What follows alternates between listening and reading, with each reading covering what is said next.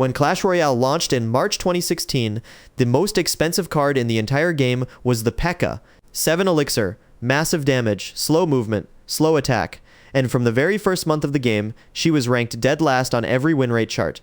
New players unlocked her at Arena 4 and immediately benched her. Pros at the original Crown Championship called her unplayable. For nearly a decade, the PEKKA was the textbook definition of a card that looked impressive in the lobby and lost matches in the arena.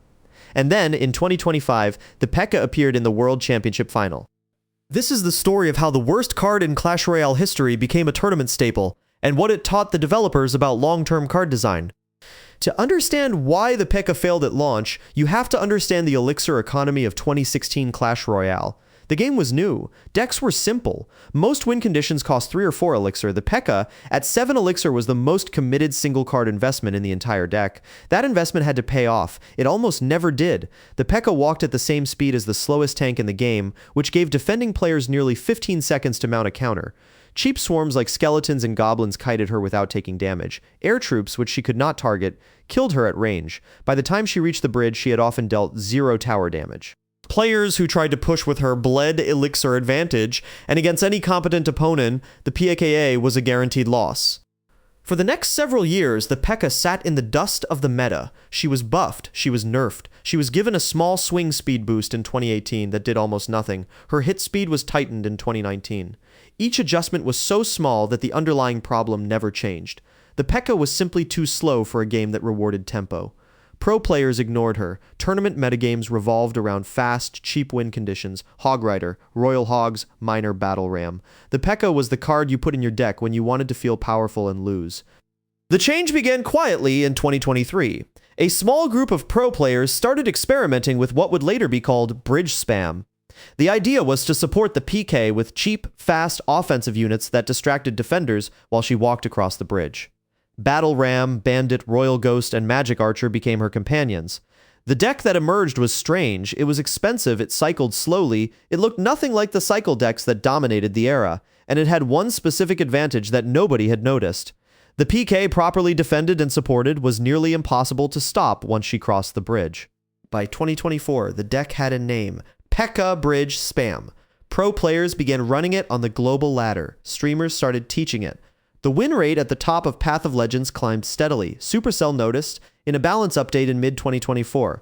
The PEKKA received the buff that nobody had asked for, her hit speed was reduced from 1.8 seconds to 1.6. The damage stayed the same. The change looked small on paper. In practice, it meant the PEKKA could now kill a tank like the Mega Knight before being kited away. It meant she could trade 2 for 1 against air troop pushes with support. It meant for the first time in nearly a decade that the PEKKA was a viable win condition at the top level of the game. The community reaction was immediate. Reddit threads about PEKKA bridge spam ran for weeks. YouTube content about the deck pulled millions of views. New players who had benched the PEKKA at Arena 4 returned to her in 2025. The pick rate, after years of sitting at the bottom of the chart, climbed into the top 15 cards in the game. And then at the end of 2025, the PEKKA made it to the World Championship final. Both finalists ran a variation of PEKKA bridge spam. The eventual champion went on to credit the PEKKA as the card that defined his run. What made the rework work, 10 years late, was not the buff itself. The buff was small. What made it work was that the entire metagame had shifted around the PEKKA. Bridge spam as an archetype had matured. Players had figured out how to protect her at the bridge. Evolution cards introduced in 2023 gave her support troops new tools that did not exist in earlier years. The Mighty Miner buffed alongside her, paired with the PEKKA in tournament play to create a deck that could control both lanes simultaneously. The PEKKA had not become a better card. The game had become a better fit for the PEKKA. For Supercell, the PEKKA's revival is now a case study cited internally. It proves that cards which appear permanently weak can become viable through metagame evolution rather than direct buffs. It proves that bridge spam as an archetype written off for years was always a few small adjustments away from dominating, and it proves that some cards in Clash Royale are not bad, they are just early.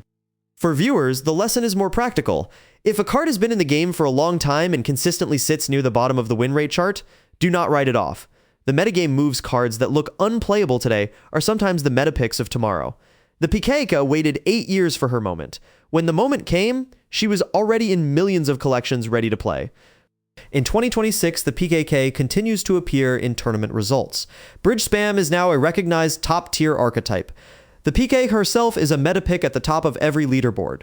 The card that was for nearly a decade the worst card in Clash Royale is now one of the most respected. The worst to first arc is complete, and the card's still sitting at the bottom of the win rate chart in 2026. The cards that everybody dismisses as forever weak are the ones to watch in 2027 and beyond. The PK was not unique, she was just the first